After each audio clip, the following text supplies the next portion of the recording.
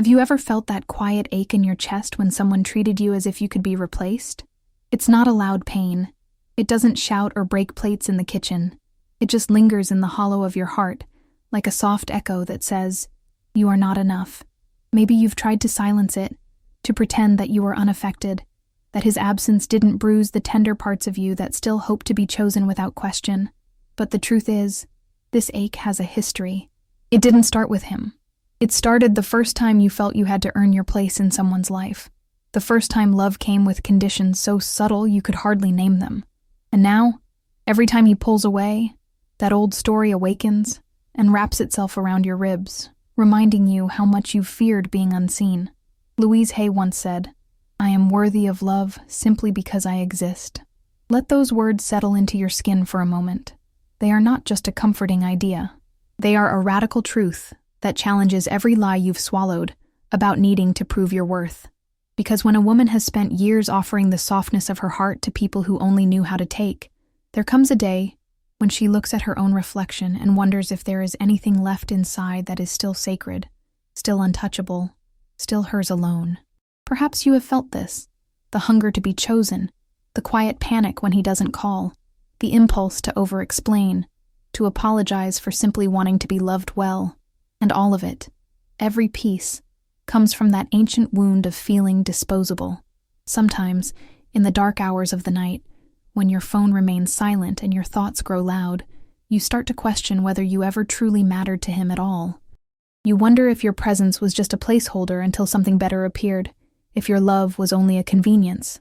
This is where the cycle begins, where the fear of abandonment turns into the desperate need to stay relevant in a story that keeps pushing you to the margins. And yet, in this same silence, there is a hidden invitation, the chance to remember that his inability to see you does not diminish the brilliance of who you are. Marianne Williamson reminds us, "Your playing small does not serve the world, and it does not serve you. When you shrink yourself to fit into the narrow spaces he offers, you abandon the part of you that knows you were never meant to be an afterthought."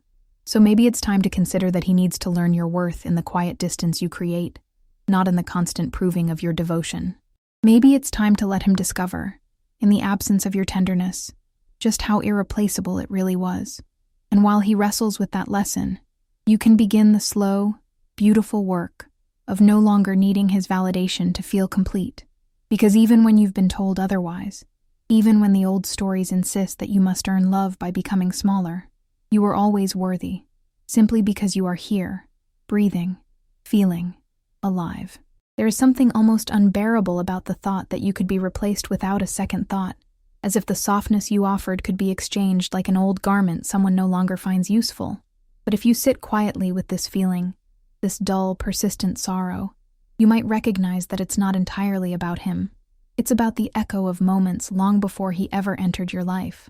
Moments when your love was weighed and measured, when affection was given only if you were pleasing enough, silent enough, small enough to avoid causing discomfort.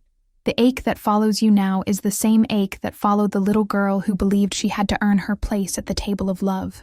When you carry the memory of being treated as disposable, you can start to believe that your only hope is to perform affection, perform patience, perform the illusion that nothing ever hurts you too deeply. You start to bend yourself into impossible shapes to keep the peace, to keep from being left behind. And in that bending, you lose the quiet dignity that was yours by birthright. You lose the trust in your own value. You lose the sense that love is something that should arrive freely, without negotiation or proof. There is an unspoken transaction that begins to happen. You think, if I give more of myself, if I am more understanding, more accommodating, more available, maybe he will finally see me as irreplaceable. Maybe he will finally choose me without hesitation. But love that demands you empty yourself to be worthy is not love. It is a contract written in fear. And no matter how many times you sign it, no matter how many times you give away the deepest parts of yourself, the hunger to feel chosen never truly leaves. Because when you believe you can be replaced, your heart learns to beg. It learns to wait for crumbs of reassurance, hoping they will fill the void. Sometimes, late at night when everything is still, you might find yourself replaying every conversation, searching for the moment when you became disposable in his eyes. But what if the truth is simpler and more devastating? What if he never learned how to value anything that he did not have to work for? What if the problem was never that you weren't enough, but that he never had the capacity to hold something so tender without breaking it? In the quiet, there is a question waiting to be asked. What if you could release the need to prove your worth to someone who cannot see it, no matter how brightly it shines? Louise Hay's words linger like a promise. I release the need to prove my worth. And in that release, there is a soft kind of freedom that does not depend on whether he ever learns to see you. There is a quieter betrayal that so many women carry without even naming it. It is not the betrayal that comes when someone lies to your face or walks out the door. It is the subtle self-betrayal of overgiving, of offering more and more of yourself to compensate for the emptiness you feel when your love is not mirrored back to you. This is the place where the longing to be cherished begins to twist into a pattern you can't easily break. You start to believe that if you just give enough patience, enough forgiveness, enough pieces of your spirit, he will finally stay. He will finally look at you with the wonder you have been craving for so long. But love that requires you to abandon yourself isn't love. It is survival. It is the echo of all the moments when you felt unseen, unchosen, unworthy of the kind of tenderness you so willingly extend to others. And so you keep giving. You give your time when you have none left to spare. You give your body when your heart feels weary. You give your loyalty even when his actions don't deserve it. You hand over every ounce of softness you have left, because you are terrified that if you stop, he will disappear. And in this giving, you forget that love born from fear will always ask for more than it returns. Perhaps you have caught yourself thinking that your generosity is proof of your strength, that the more you endure, the more noble you become. But there is nothing noble about the way you shrink to fit into spaces that will never hold the entirety of who you are. There is nothing heroic about silencing your own needs in the hope that he will notice your sacrifice and finally decide you are enough. You are not here to be measured by how much you can tolerate or how many pieces of yourself you are willing to surrender. You are here to remember that your worth is not a currency to be traded for scraps of affection. When you pause long enough to feel the truth in your body, you might notice that the overgiving has never brought you the security you hoped it would. Instead, it has only deepened the ache of feeling unseen. You can trace this ache back to every time you felt that your value was tied to what you could offer instead of who you are. And in that realization, there is a quiet invitation. What if you stopped delivering your soul to people who don't even know how to hold it gently? What if you allowed yourself to rest in the simple truth that your love is not a transaction and your presence is not a product to be consumed? But what happens when the giving becomes so automatic that you can't see where you end and his needs begin? There is a moment, quiet and often overlooked, when you realize that each time you allowed yourself to be treated as an option, you were silently agreeing to a story that never belonged to you, a story where your worth was negotiable, a story where your place in someone's heart was always up for debate. And the most tender part of this realization is knowing how much you long to be chosen without question, how much you wanted to be a certainty in someone's life rather than a convenient possibility. Every time you said yes when your soul whispered no, every time you forgave without reflection, every time you ignored that tightening in your chest when his words didn't match his actions, you were writing another line in that story. You were teaching your own heart that love requires sacrifice so complete it leaves you with nothing to hold. And even though it hurts to admit, this is how you confirm the narrative that your presence was only as valuable as your willingness to abandon yourself. It's a quiet erosion that doesn't happen all at once. It happens in small concessions, in unspoken agreements, in all the moments when you decided that being chosen by him was more important than being loyal to yourself. But there is a different way to live, a way that does not require you to keep proving your worth to someone who cannot see it.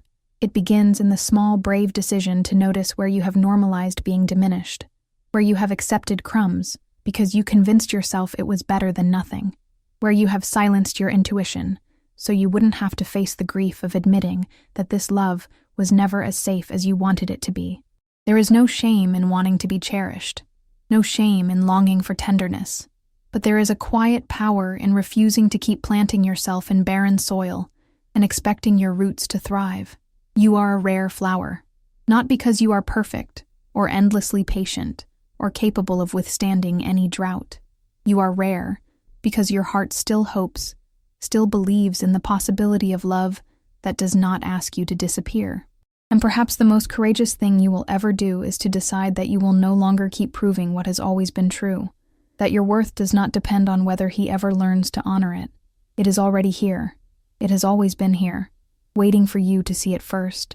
And perhaps even more unsettling than feeling replaceable is the quiet terror of imagining what might happen if you finally stepped back, if you stopped trying so hard to be chosen, if you allowed the silence between you to stretch without filling it with apologies or reassurances, or one more attempt to prove your devotion.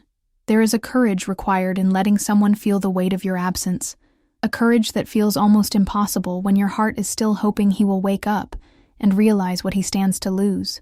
But the truth is, the longer you stay in the cycle of overgiving, the longer you protect him from the natural consequence of his own indifference. To create that space, to let the distance speak louder than your pleading, means you have to sit with your own discomfort. You have to face the old fear that if you stop trying, you will be forgotten. You will be replaced. You will be left behind in the same way you always feared you would be. This is why stepping back feels like a kind of death. Because in many ways, it is the death of the identity you built around being indispensable to someone else. It is the end of the illusion that you can earn love by never asking for anything in return. Yet in this same space, something else can begin to take root. When you allow yourself to withdraw with dignity instead of desperation, you give him the opportunity to notice the emptiness your presence once filled. You give him the chance to feel the quiet consequence of not valuing what was offered with such sincerity. This is not punishment. It is not a strategy. It is simply the reality of love that is no longer willing to perform its worth on command. Louise Hay said, "I am my own sanctuary." And perhaps this is the lesson hidden beneath the ache, that your safety was never meant to be found in someone else's hands, that your sense of belonging was never supposed to hinge on whether he could recognize your value. The sanctuary you seek is the place inside you that does not need to be validated to feel real. It is the place that can hold your longing and your grief without collapsing, the place that knows you are worthy even in your quietest hour. And when you stand in that space, when you choose to honor your own dignity over the illusion of control, something profound begins to shift. He will either rise to meet you in that sacred space, or he will drift away. But either way, you will have reclaimed the part of yourself that was never meant to be negotiated. But there is a paradox that lives inside this longing to be irreplaceable. The more you chase the certainty you crave, the more you start to feel like a shadow in someone else's story. The more you rush to prove your devotion, the less precious your presence seems to become. This is one of the quiet tragedies of love that is rooted in fear. The very effort you make to secure your place is the same effort that often guarantees your replacement. Because love, when it is real, does not need to be pursued like prey. It does not have to be convinced, or coerced, or constantly reminded of your worth. Maybe you have noticed this pattern. The moments when your heart feels the most anxious are often the same moments when you try to do just a little more. Send another message. Offer another apology. Find one more reason to stay. And yet, the more you try to hold on, the further away he seems to drift. It feels like a punishment, but it is simply the natural response to energy that clings instead of breathes. There is nothing wrong with wanting reassurance, with wanting to know you matter. But when your longing turns into a relentless pursuit, it begins to erode the very respect you hope to inspire. You might be remembering a time when you thought your persistence would finally make him see. You believed that if you loved him well enough, he would have no choice but to love you back. But love does not bloom in the soil of desperation.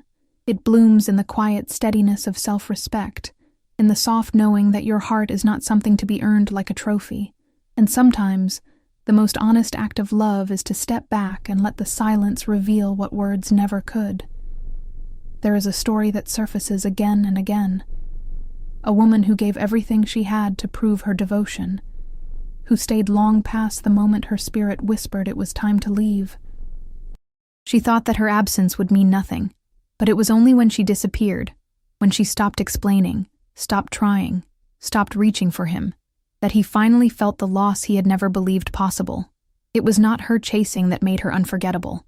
It was her quiet decision to stand in her own worth, whether or not he ever recognized it. And maybe this is the secret your heart has always known, but was too afraid to trust. That you do not become less valuable when you stop pursuing someone. You become rare. You become the one who cannot be replaced. There is an unexpected kind of power that lives in the quiet space between reaction and response. When your heart has been conditioned to believe that love must be fought for at every turn, the idea of silent detachment feels almost impossible. It feels like surrendering to the very loss you have tried so hard to avoid. But what if the truth is that silence is not an ending but a doorway?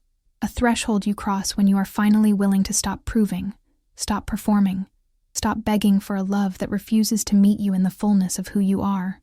It is tempting to think that if you just explained yourself one more time, if you just shared how much it hurts to feel like an afterthought, he would finally understand. You believe that your words could awaken something in him, something that would make him reach for you with the tenderness you have always offered so freely. But there comes a moment when you realize that no amount of explaining will ever teach him what your quiet absence can. No amount of pleading will ever replace the simple truth that someone who values you will not need constant reminders to treat you with care. Silent detachment is not about pretending you no longer care. It is not about building walls so high that nothing can touch you. It is about making the soft, steady choice to stop leaking your energy into a place that does not nourish you. It is about breathing through the ache that rises in your chest when you do not react. When you allow the silence to say what your voice has said 1,000 times without being heard. And in that silence, you will discover a strength you may have never trusted before. The strength to feel your longing without letting it drag you into self-abandonment. Louise Hay spoke to this truth with gentle certainty. She said, "I am my own sanctuary, not because you never feel afraid, but because you are willing to stand inside your own heart without apology. You are willing to honor your love as something sacred, something too precious to keep offering to someone who treats it like an afterthought. So when the urge arises to reach out one more time, to fill the silence with words that will only fall into emptiness, you can simply pause. You can place your hand on your heart and remember that nothing real is lost when you refuse to chase what was never willing to stay. In that pause, in that breath, you reclaim the part of you that has always been whole. And perhaps the most unexpected truth is this: when you stop making yourself so readily available, when you step back without drama or accusation, your presence transforms into something that can no longer be taken for granted. What once felt like an obligation, your constant availability, your endless understanding, becomes a privilege that must be earned. You are no longer the woman who waits by the phone, who softens every boundary so he can feel comfortable. You become the woman whose energy is rare, whose love is no longer an entitlement, but a gift. It is a quiet shift that begins inside you long before he ever notices the difference. It happens the moment you decide that you will no longer offer the most tender parts of yourself to someone who cannot recognize their value.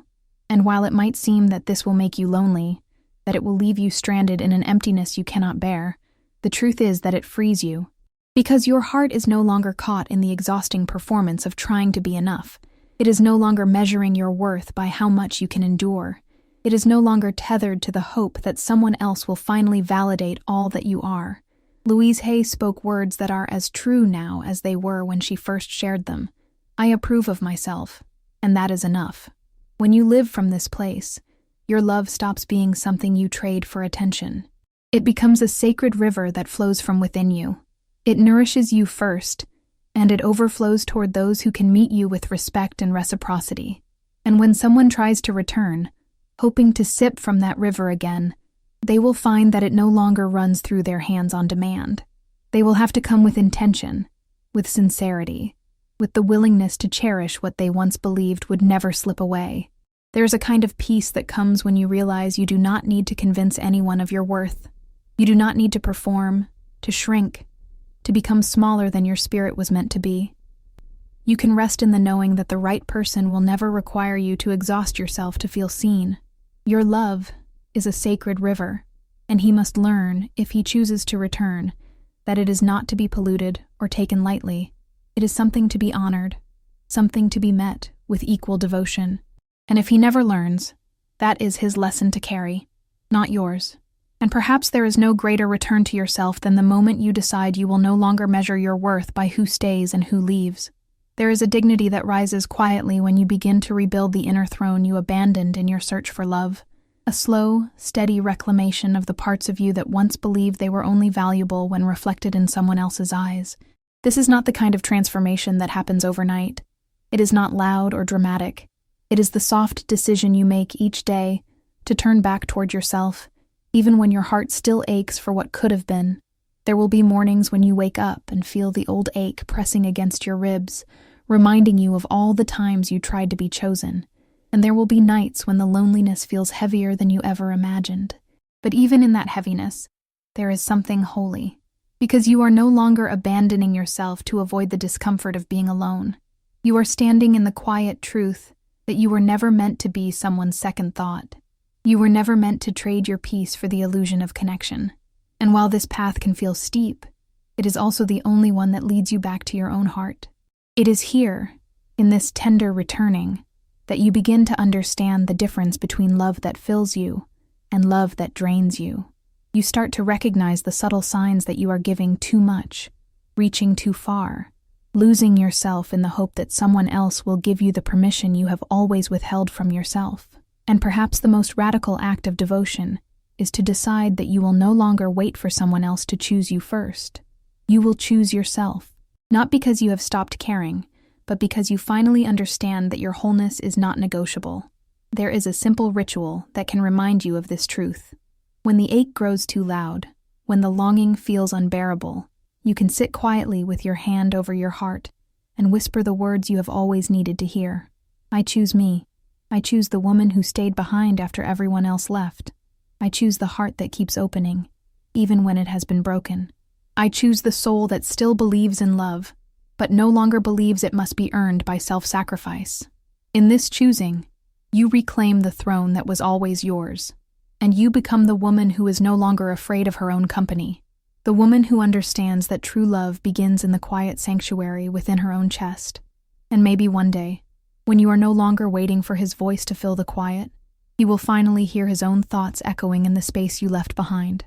Perhaps in that stillness, he will remember the way you laughed, the way you listened without judgment, the way your presence felt like a soft place to land when the world became too harsh.